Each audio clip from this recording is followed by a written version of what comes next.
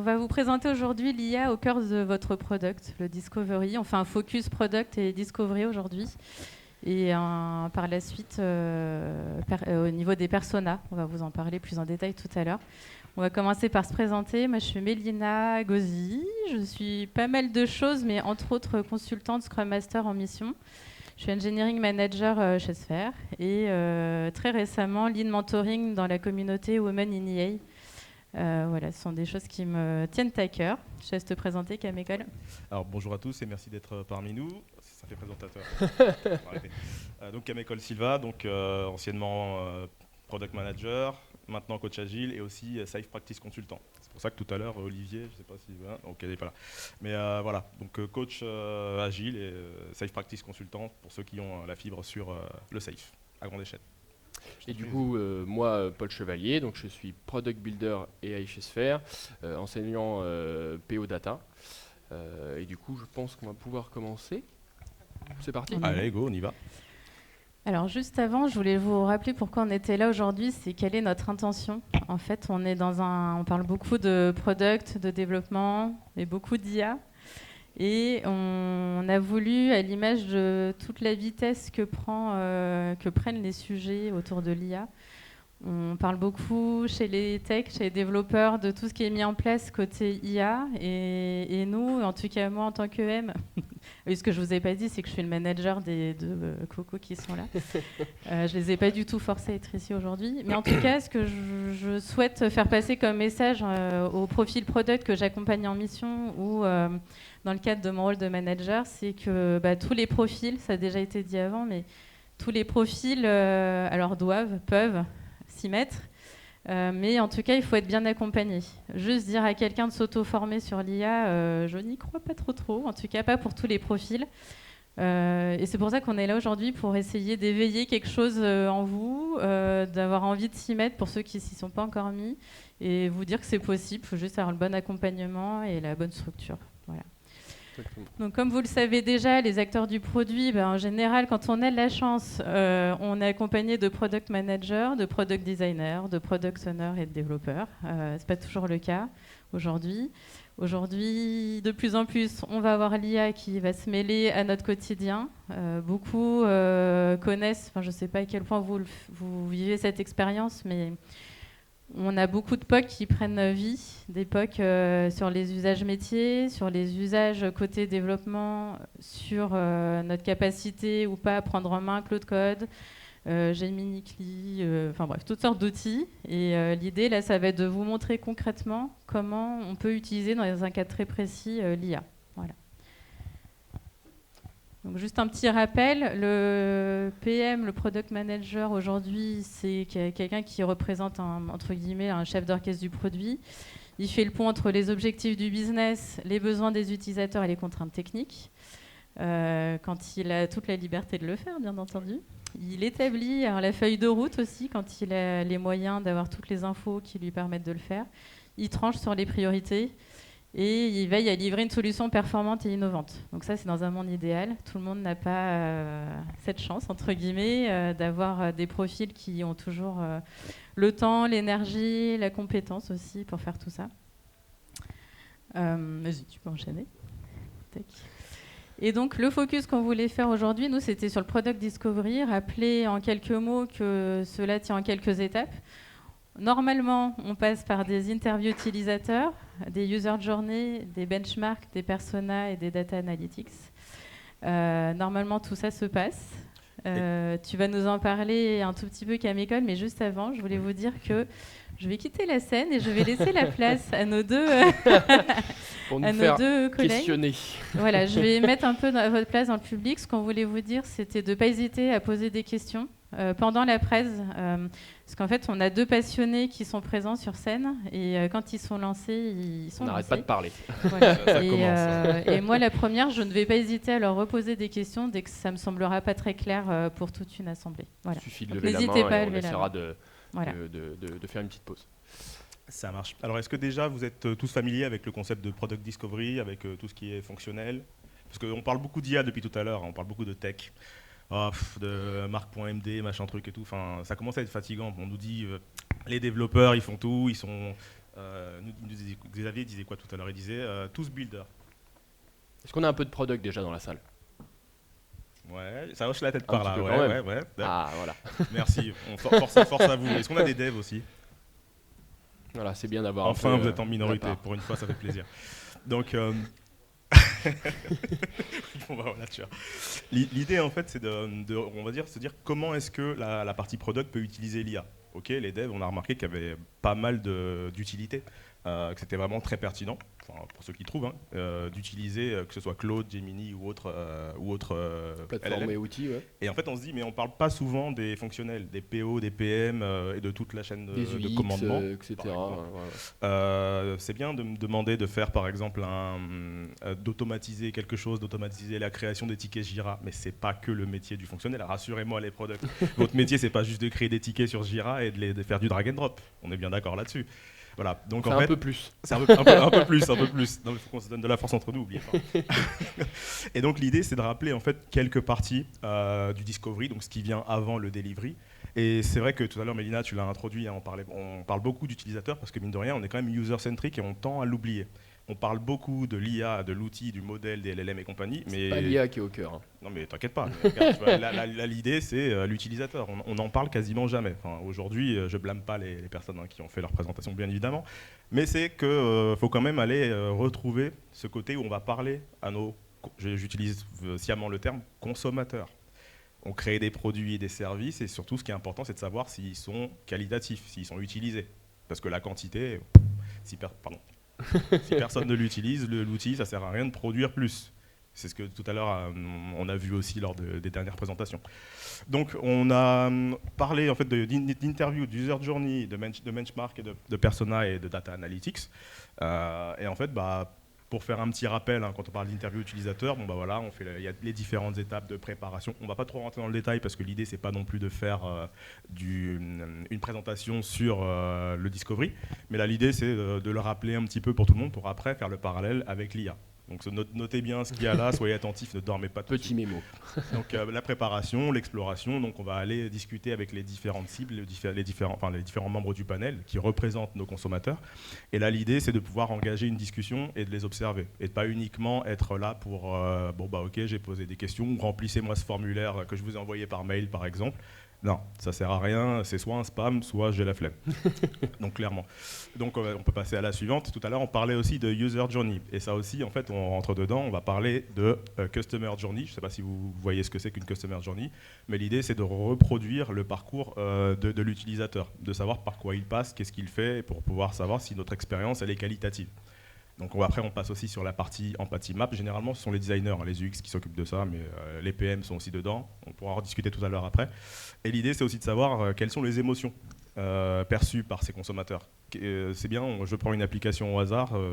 Est-ce que je commence à froncer les sourcils à un moment donné et ça veut dire que l'expérience commence à être un peu moins qualitative. Donc là, l'idée, c'est aussi de savoir qu'est-ce qui se passe. À quel moment on peut améliorer, à quel moment on peut changer. Et ça fait aussi partie de manière, on va dire, normale, hein, au PM et au PO par exemple, de pouvoir gérer leur backlog efficacement et aussi de le prioriser. Si on sent que les consommateurs ont un petit peu de mal avec certaines parties de notre expérience, on va savoir quoi modifier parce que sinon l'argent ne rentre plus dans les caisses. C'est ça. Pivoter le plus vite possible. C'est ça. Et aussi, cette partie-là qu'on tend aussi à oublier, c'est le benchmark. C'est l'étude aussi de la concurrence, de savoir que font nos concurrents sur le marché. Si on prend une application, on va prendre Apple par exemple. Exactement. Apple, l'idée c'est bien, on a des Mac, on a des AirPods, on a tout ce qu'il faut, mais c'est aussi bien de savoir ce qui se passe côté Google. C'est aussi bien de savoir ce qui se passe aussi au niveau de la concurrence. Microsoft, etc. Exactement. Etc. Savoir si on s'aligne, savoir s'ils ont des produits qui sont meilleurs que les nôtres, qu'est-ce qu'on fait. Et là, ça peut aussi nous aider à prendre des discussions. Mais c'est aussi très important de voir aussi comment les consommateurs utilisent les produits des concurrents. C'est aussi ça qui est intéressant, ça peut aussi nous aider, nous, à améliorer notre produit et à rester dans la qualité et pas quantité. Je vais être méchant avec les gens qui font de la quantité, je vous le dis tout de suite. Et ensuite, on fait des analyses et on parle aussi de positionnement. Est-ce qu'on est du luxe? Est-ce qu'on est du bas de gamme? Est-ce qu'on est du moyenne gamme? C'est aussi important de le savoir et pour ça, c'est aussi important de se rappeler qu'il faut parler avec Cynthia du marketing. Exactement. Elle n'a pas disparu, c'est pas parce qu'elle n'apparaît pas dans les différents frameworks qu'elle ne sert à rien. Il faut lui parler. Parce que tout ça, elle l'a. Tout ça, Cynthia, elle l'a. Et du coup, en fait, on en découle. Tout à l'heure, on parlait de panel. Là, on a les personas. Les personas, ça va être l'agrégation de toutes les informations qu'on a recueillies et on va commencer à se faire des personnes types qui ressemblent aux différents consommateurs d'un pays, peu importe. Et rappelons-nous aussi que, ça aussi c'est un truc qu'on oubliait aussi, c'est que dans les personas, il y a aussi, on parle beaucoup des utilisateurs, mais il ne faut pas oublier aussi qu'on a aussi une partie business. Et des fois, la partie business, nos managers, nos chefs, ils n'ont pas forcément les mêmes intérêts que le consommateur. Si là, par exemple, on va dire pour un chef, hein, Mélina, si l'objectif c'est de faire rentrer plus d'argent ou c'est de faire plaisir aux actionnaires sur cette itération, par exemple, parce qu'il y a une promesse qui a été faite pour avoir des financements, le consommateur, il passe un peu à la trappe à ce niveau-là. Tu es d'accord avec ça, normalement? Ouais, voilà, dès que ça parle d'argent, de toute façon. Mais bon, voilà. Et donc, vas-y, on peut passer. Les personas, ça va principalement être ça. Et l'idée, c'est de les garder à jour le plus longtemps possible. Pourquoi? Parce que créer des personas, c'est bien, mais ne pas les maintenir à jour, ça sert à rien. Et on sait que nous, en tant qu'utilisateurs de tout, consommateurs, on évolue, on change. Exactement. Et si nos designers oublient, et même le PM aussi, si on oublie de faire évoluer tout ça, finalement, on prend des décisions sur des informations qui sont trop datées. Voilà. Et du coup, on prend les mauvaises décisions. Exactement. Donc, et puis la partie data analytics, hein, c'est une fois qu'on agrège toutes ces infos, qu'est-ce qu'on en fait, les données qu'on... Là, je vais parler tech un petit peu pour nos amis dev. Les différentes données structurées, non structurées qu'on attrape, les non structurées, par exemple les avis sur les réseaux sociaux, les comportements, que pensent les consommateurs de ce qu'on a produit, de ce qu'on a fait. On le voit maintenant avec les nouvelles technologies, comment les gens évoluent. Et là, l'idée, c'est aussi de se nourrir de toutes ces informations pour pouvoir faire évoluer notre produit. Donc maintenant qu'on a l'info, si notre produit est bien perçu, qu'est-ce qu'on en fait? Et c'est là où on commence à recueillir tout ça et qu'on commence à enrichir notre backlog avec des données réelles, concrètes, qu'on stocke dans nos data lake, data warehouse. Vous me dites, les gars, si je me trompe aussi. Voilà. Et du coup, on peut passer cette partie-là. Donc ça, c'était la manière un peu traditionnelle qu'on utilise même toujours. Hein, ça n'a pas disparu. Et ce qui est problématique, j'aime pas utiliser ce terme-là, c'est que maintenant il y a l'IA. La question plutôt. Voilà, et c'est pour ça que toi, tu vas t'y coller. Et là, en fait, on a l'IA qui arrive. Et là, avec l'IA qui arrive, ce qui se passe, c'est que on a soit des méchants managers qui nous disent qu'il faut utiliser l'IA. Comme là, on le dit, hein, l'IA peut nous aider pour le discovery. Ok, cool. Mais ils nous disent aussi qu'il faut utiliser l'IA parce qu'on veut être à la mode. On veut saisir le train en marche. Mais comment? En fait, nous, on fait quoi? On gère notre Jira, on fait quoi en fait, concrètement? Et l'idée, c'est de ne pas perdre ce qu'on a vu juste avant. Mais comment est-ce qu'on peut utiliser l'IA pour continuer à faire du discovery? Ouais, j'avais une question pour vous, assemblée. Je me remets debout. Qui utilise l'IA aujourd'hui dans son quotidien pro? On a la majorité de toute la salle, en fait. Ouais. C'est super. Désolé les devs, qui au product, les profils PO, PM l'utilisent? Au quotidien, sur à peu près toutes vos tâches ou plus sectorisé?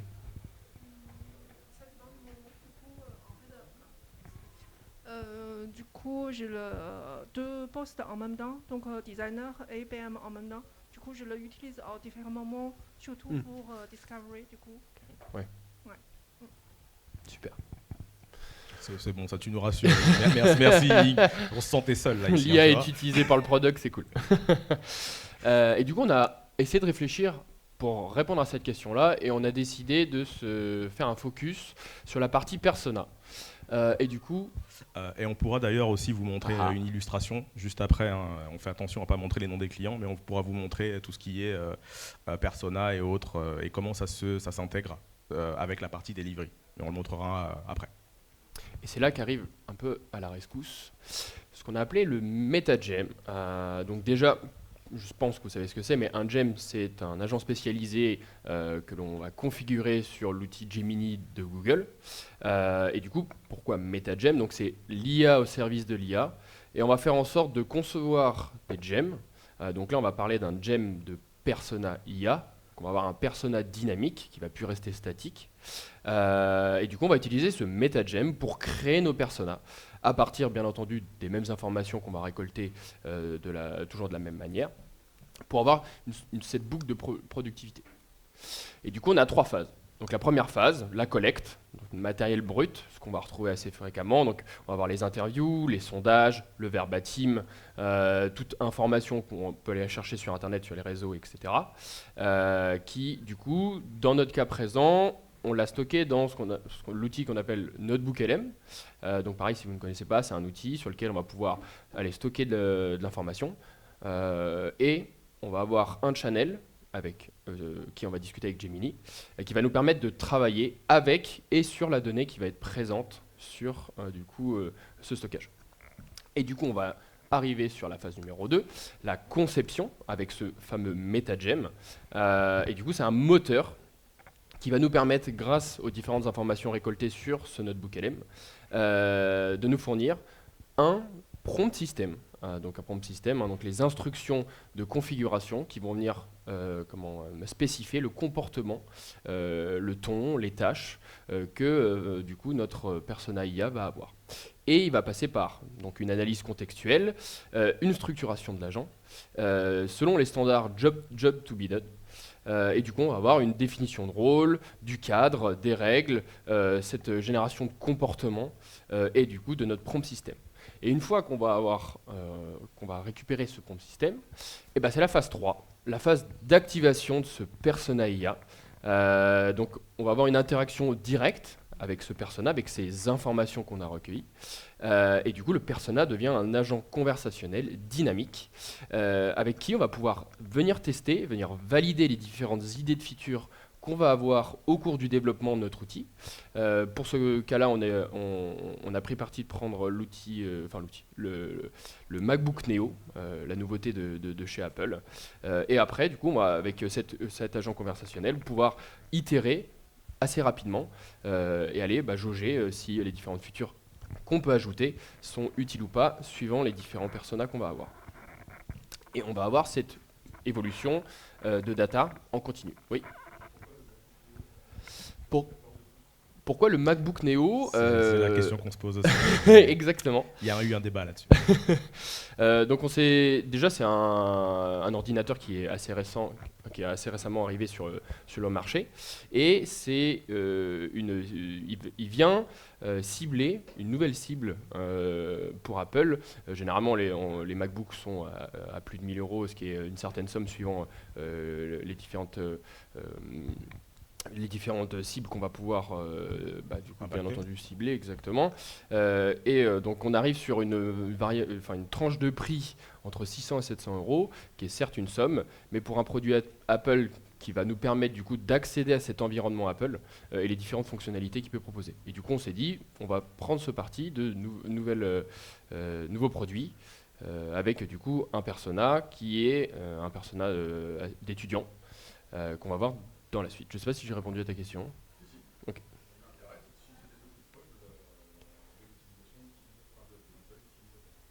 Excuse-moi, je n'ai pas entendu la question.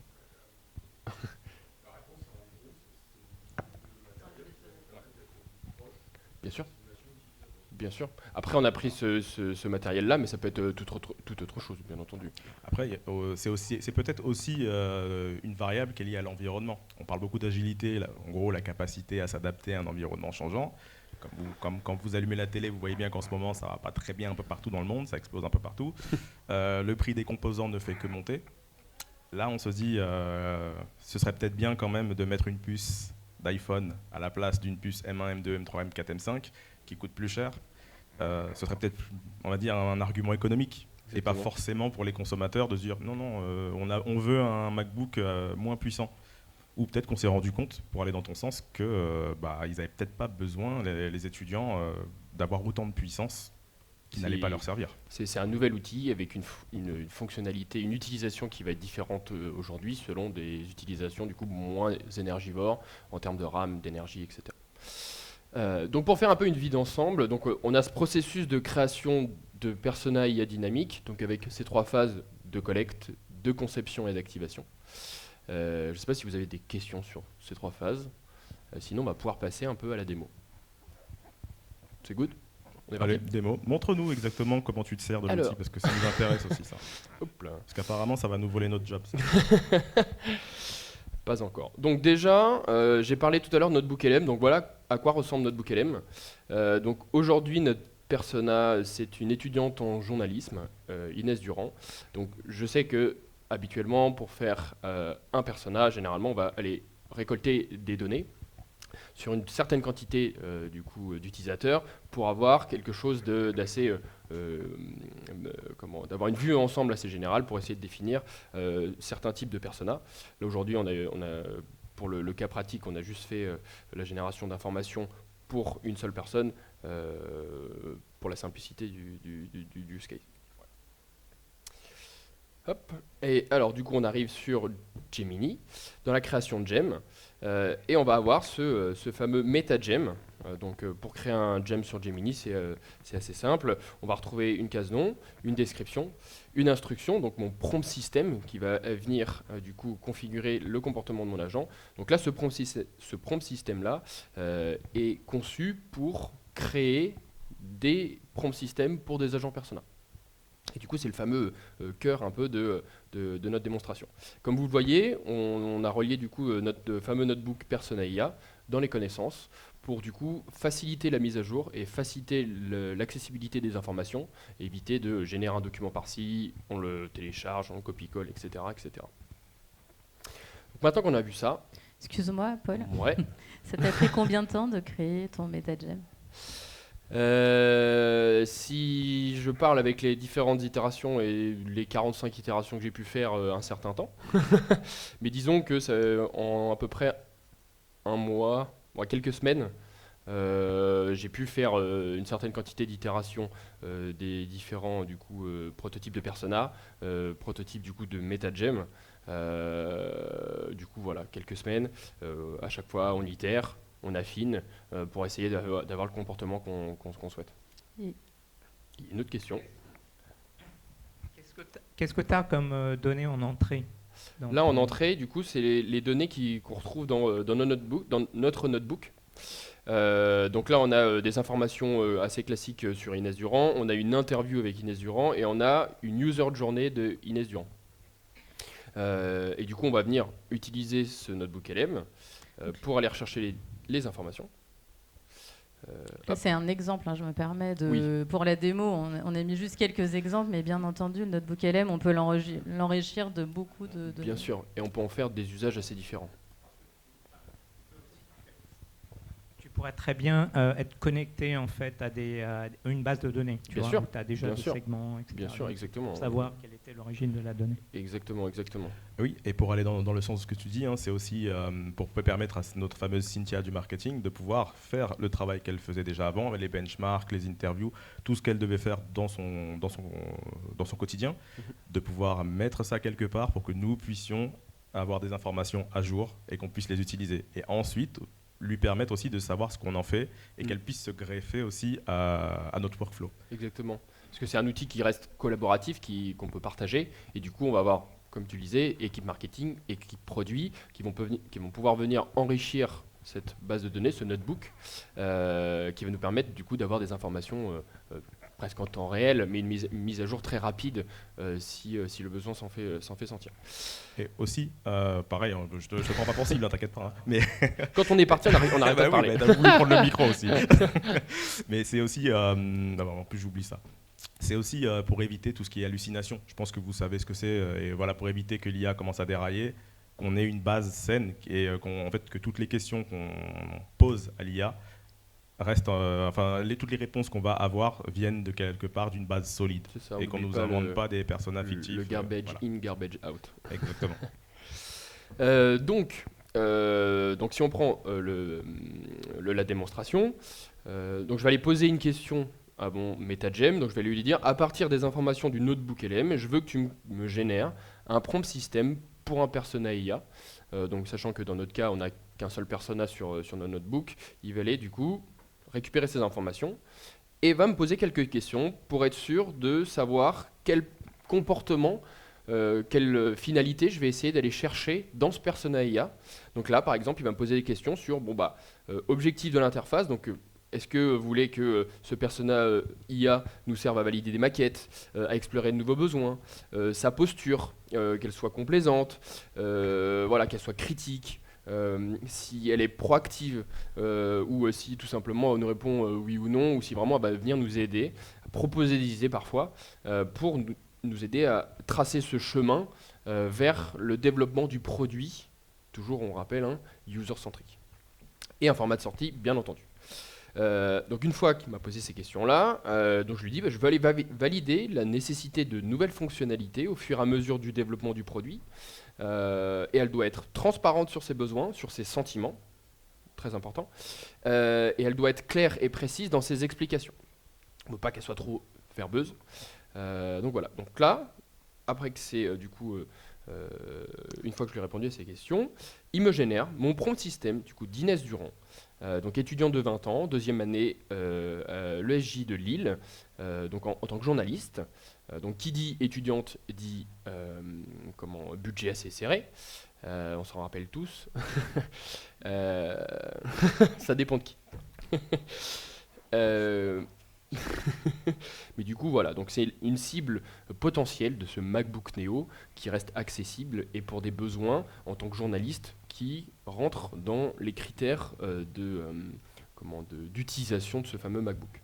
Donc je vais retrouver ce fameux persona, donc vraiment son identité, un contexte, les tâches du coup pour les tâches qu'elle va pouvoir faire, son comportement, sa personnalité, son format de réponse et quelques exemples de verbatim, toujours importants. Maintenant, une fois que j'ai ce prompt system, je vais aller le copier et je vais aller créer du coup ce nouveau gem, donc ce persona Inès Durand, à qui je vais aller poser des questions. Donc là, aujourd'hui, on se met dans la peau du PM. On est en plein milieu de développement de ce fameux MacBook Neo. Et on se pose des questions sur une des features. Donc, comme je lui explique, donc nous sommes en cours de développement du futur MacBook Neo et nous nous demandons si la fonctionnalité du déverrouillage du Mac via l'empreinte digitale, donc le fameux Touch ID, sur le bouton Power, est-ce que c'est une fonctionnalité importante à avoir sur un ordinateur, un Mac, entre guillemets, entrée de gamme chez Apple. Et du coup, la réaction à chaud, oui, c'est hyper important. Pourquoi ? Parce que dans son quotidien à 100 heures, faut qu'elle va éviter de taper un code de session à 8 chiffres toutes les 20 minutes parce qu'elle écoute le cours, elle n'est pas forcément focus à taper tout le temps des notes et devoir déverrouiller son ordinateur 14 fois par heure, c'est un peu chiant.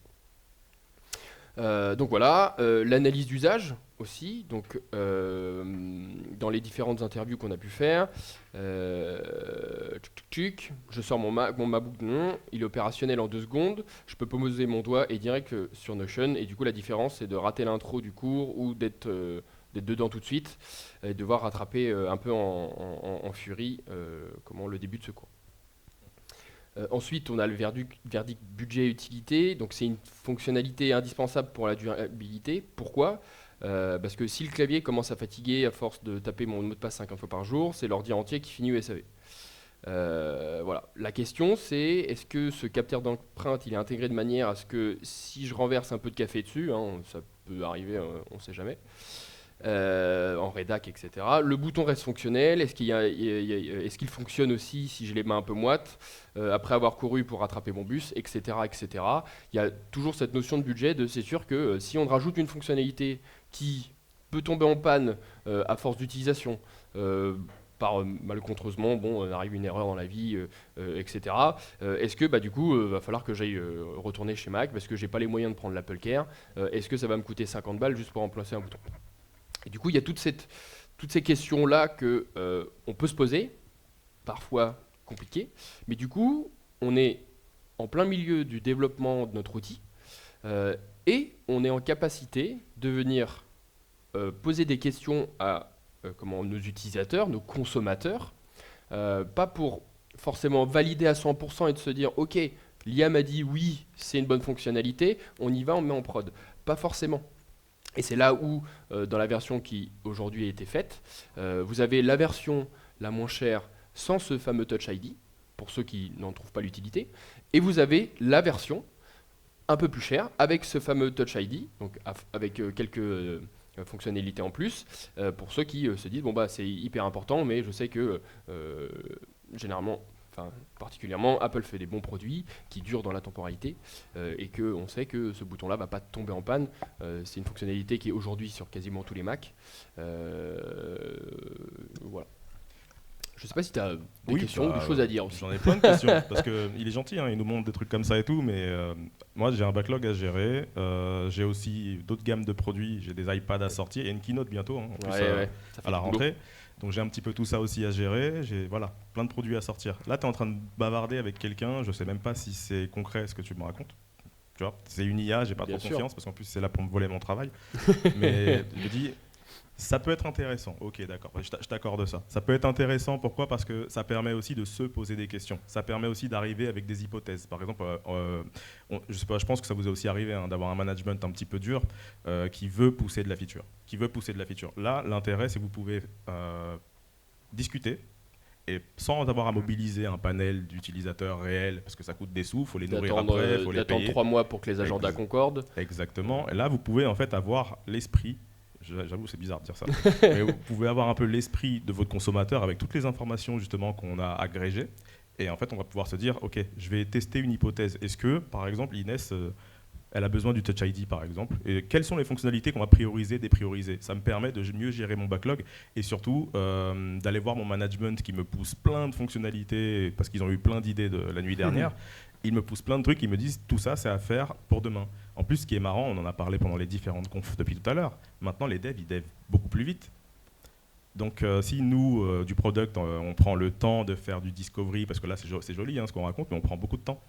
Et là, en fait, ce que ça nous permet de faire, c'est de faire valider des hypothèses très rapidement. Et ça nous permet d'arriver vers le management en disant « Bonjour, c'est pas forcément vous qui décidez des fonctionnalités à mettre, mais rappelez-vous qu'on est user-centric et on est là pour faire en sorte de créer des produits et des services qui ont de la valeur pour le consommateur. Parce qu'in fine, c'est le consommateur qui paye. » Exactement. Et du coup, on essaye vraiment de réduire ce temps, comme tu le dis, pour éviter que le goulot d'étranglement soit au niveau du product, maintenant que les devs vont du coup générer du code beaucoup plus vite, essayer de rééquilibrer cette balance pour pouvoir travailler ensemble à une vitesse de croisière.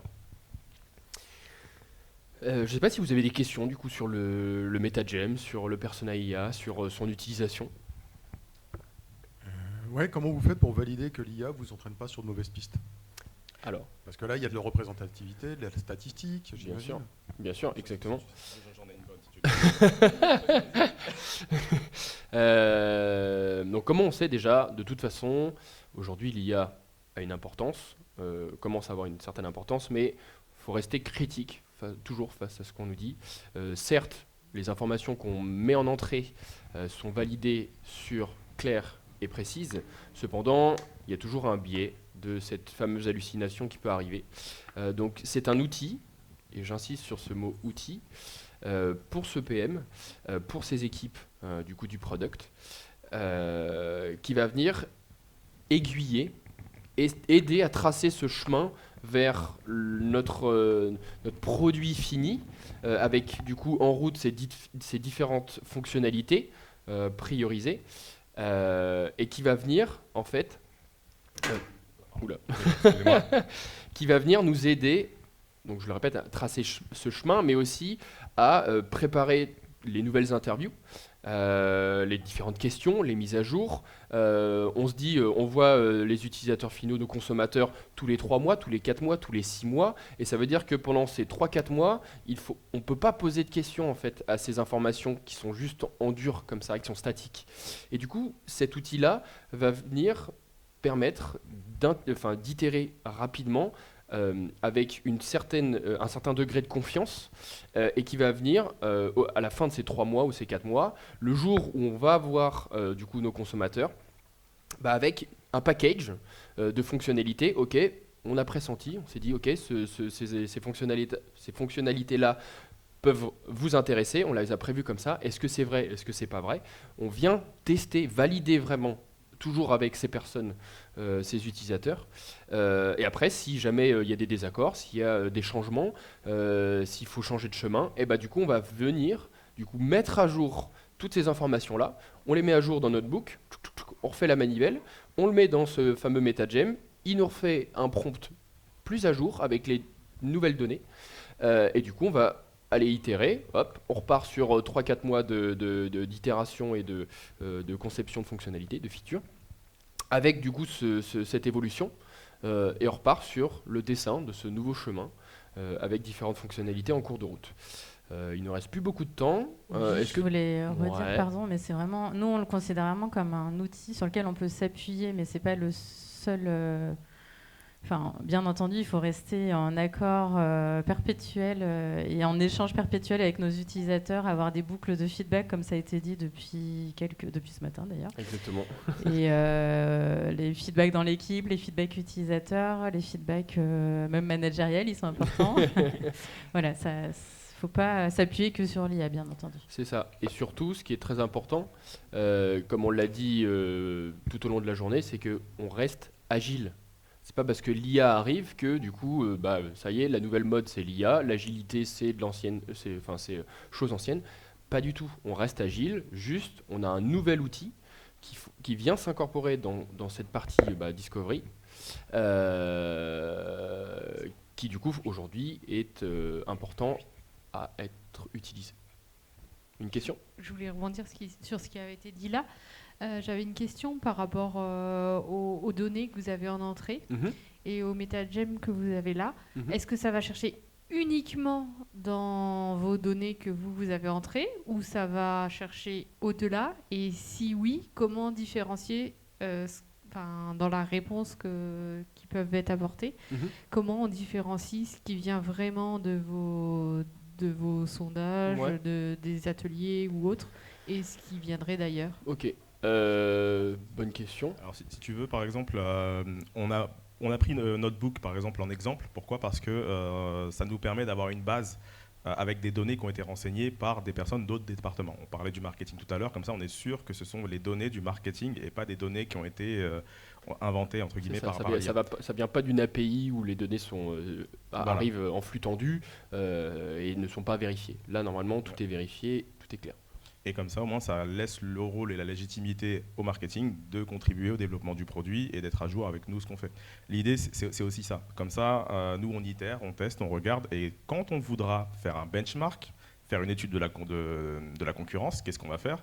On va activer on l'a pas là, le toggle button qui nous permet de dire « Va chercher maintenant sur Internet parce que j'ai besoin que tu me fasses un deep search sur la concurrence. Fais-moi un état des lieux du marché actuel. » Donc, en fonction du besoin, tu actives ou désactives le fait d'aller chercher sur Internet.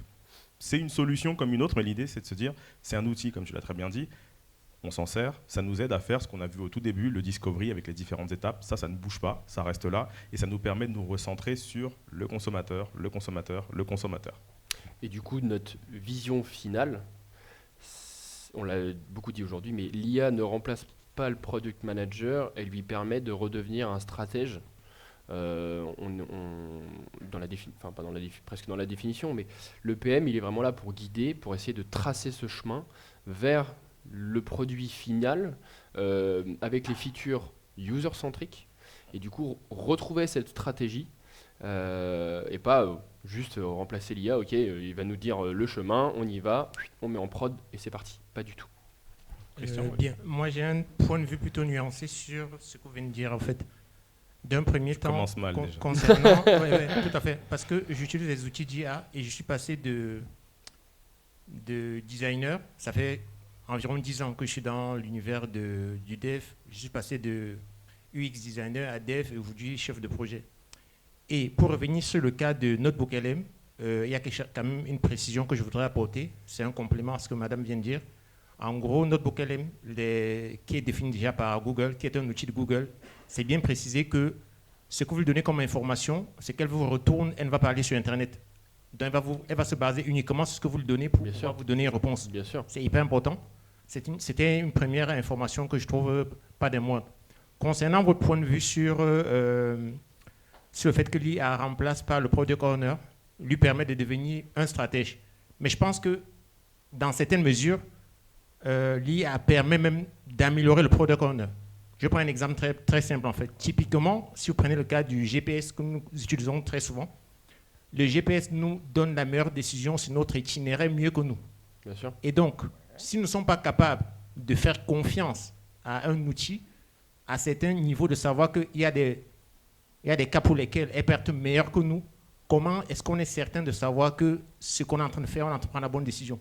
Je pense qu'il faut rester ouvert et se dire qu'à certains niveaux, l'IA est meilleure que nous et que nous devons lui concéder ça. Surtout pour des sujets où on est certain, on attend un résultat fini, j'ai envie de dire. Oui, mais comment est-ce que tu évalues le fait que l'outil est pertinent? Je prends un exemple très simple, pour rester dans le cas de Product Owner. Typiquement, si je rencontre un client avec qui je discute pour un brief, généralement, avant les outils d'IA, c'était un échange et je pouvais avoir des angles morts. Aujourd'hui, avec une intelligence artificielle, je peux à l'avance lui demander, par rapport au profil du client, de regarder quels sont les différents besoins qui peuvent être liés à son métier. Comme ce que vous venez de faire là tout à l'heure. Et de ce fait, j'aurai un panel de questions et tout ce qui existe. Que si j'étais allé moi-même, je n'aurais pas eu ces informations en fait. Bien sûr, c'est là qu'il vient améliorer, on est d'accord. Tout à fait. Là-dessus. C'est pourquoi je dis que sur ce cas précis, l'IA vient plutôt nous aider même en fait. Bien sûr. Oui, bien sûr. Donc c'est pourquoi je dis que ça, il faut rester. Je pense, c'est pourquoi je disais que j'ai un point de vue plutôt nuancé sur ça. Bien sûr. Il y a des moments où ça va nous aider, il y a des moments où ça sera nous, par rapport à ce que nous avons, notre expérience, nous allons le challenger un peu pour avoir des résultats beaucoup plus pertinents en fonction de... Oui. Après, tu vois, c'est important ça, c'est qu'en fait, faut pas oublier que tu vas avoir des informations par l'IA, mais ok, tu y crois pas. Mais ce qui est important, en fait, c'est de se dire que quand tu interviews un utilisateur, il y a ce qu'il dit, il y a ce qu'il pense, et il y a ce qu'il ne voudra pas que tu saches. C'est ça. Et ça, en fait, l'IA, elle en a aucune idée. C'est pour ça que c'est important, on dit que c'est un outil. Pourquoi? Parce que l'outil va pouvoir te permettre de répondre à quelques questions, mais en fait, ça va juste aussi t'inciter à lui poser plus de questions. Et en fait, ce qu'il faut, c'est ne pas faire sortir l'utilisateur de la boucle de décision, parce que l'utilisateur, il est réel. Et l'IA, pour le moment, c'est un très bon outil, c'est très bien, mais il ne faut pas oublier que la cible, c'est la personne qui a le porte-monnaie dans sa poche. Et souvent, on achète par impulsion, émotion, et pas par raison. Exactement. Je crois qu'on arrive un peu à la fin du temps. Ouais, il nous reste 2 minutes. Donc du coup, on vous dit, agissez dès cette semaine. Voilà. Soyez bâtisseurs. Prenez 1 heure de votre temps. Alors je sais que parfois les emplois du temps sont très chargés, on n'a pas forcément le temps. Mais d'identifier un seul format, de persona récurrent ou d'autres, et d'essayer de créer votre propre outil, votre propre marteau, votre propre visseuse qui vont vous permettre du coup de vous aider au quotidien, dans votre réflexion, dans votre préparation, dans vos interrogations. Voilà. Je ne sais pas si tu as autre chose à ajouter. Non, après on peut passer à la slide d'après. Ouais. On arrive à la fin. Remercier tous nos sponsors pour cette journée. Donc, est-ce qu'on peut les applaudir quand même, parce qu'ils nous permettent aussi de faire des petites soirées comme ça. Merci Strasbourg aussi. Merci Strasbourg, mais aussi merci à vous. Super ville. C'est ça, c'est exactement. Et ensuite, des questions, si vous en avez encore, n'hésitez pas. Là, je pense que c'est... Ouais. On a fait plutôt le tour. Et n'hésitez pas, on est aussi joignable, on est toujours disponible. N'hésitez pas, vous pouvez scanner, on a nos LinkedIn, on peut discuter. Et on a aussi des podcasts qu'on fait. Et si vous avez des sujets que vous voulez aborder, des discussions que vous voulez avoir avec nous, avec un petit peu tout le monde, n'hésitez pas. Sphère des codes sur Spotify, Sphère des codes. Voilà, et vous pouvez tout raconter, tout type de sujet, même votre vie perso, vous pouvez le faire aussi. Sphère nous dit, Mélina est là, elle valide. Merci tout le monde. Attends, c'est pas fini. Attends, on parle beaucoup d'utilisateurs. Exactement, mais l'humain reste au centre, on a dit. Exactement. Donc il faut à votre feedback. Donc n'hésitez surtout pas, vos feedbacks sont hyper importants. Et Christian qui dit que non, il n'y a que lui qui est convaincu que l'IA suffit. N'hésitez surtout pas, vos feedbacks seront les bienvenus quoi qu'il arrive. Et c'est vraiment pour qu'on puisse savoir si cette presse ou même si cet usage est pertinent. Et on aimerait bien avoir vos avis. Vous a convaincu ou pourrait vous être utile. Ouais, c'est ça.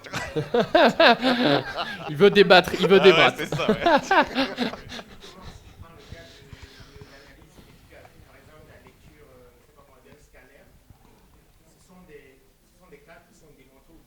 Oui,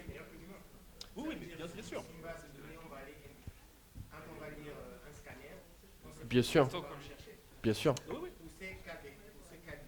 Mais ça, c'est l'usage. Tu vois, ça c'est l'usage. Mais en fait, quand tu es dans la phase de conception, quand tu dois concevoir, en fait, tu dis, mais pas encore dans l'usage. Il doit répondre à quoi, en fait, que doit faire cette IA? Et c'est là, en fait, où tu dois te mettre à la place du radiologue ou du cardiologue qui utilise ses outils, quel est son métier. Et en fait, c'est toute cette phase amont qu'on tend à oublier. Parce que tu peux créer demain n'importe quelle IA, mais qu'est-ce qui va se passer ? Elle va te pondre des trucs qu'un médecin va regarder. Regarde, je te prends un exemple. Je fais aussi de la photo et de la vidéo. Aujourd'hui, on nous dit VO3, machin truc, ça vous fait des super vidéos. Si les techs avaient pris le temps de discuter avec les vidéastes, ils auraient compris quel est le réel besoin. Le besoin, c'est pas de créer, de générer des vidéos. Mon métier, c'est de capturer le temps, parce qu'on n'a aucune emprise dessus. Et donc, le temps que je capture, c'est-à-dire c'est les premiers pas de tes enfants, ton mariage, c'est du vécu. Je ne vais pas générer une vidéo. Est-ce que tu veux que je génère une photo remplacer de tes les visages, Pourquoi etc. faire Quelle est la valeur de ça ?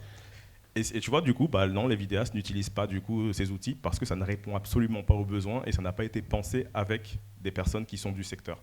Si ça avait été réfléchi, comme tu l'as dit avec la radiologie, là oui. Et là, les créateurs auraient adopté les outils et ça leur aurait facilité la vie. Ouais, Camécole, tu savais que j'allais te couper. Je voulais juste vous remercier encore une fois pour votre écoute et surtout, remercier Camécole, bien entendu, il est habitué, mais un grand merci à Paul. C'était sa première conférence aujourd'hui. Et voilà, je t'en souhaite de nombreuses autres. Ce fut un plaisir de partager tout ça avec vous, puis à la prochaine fois. Yes. Merci à tous.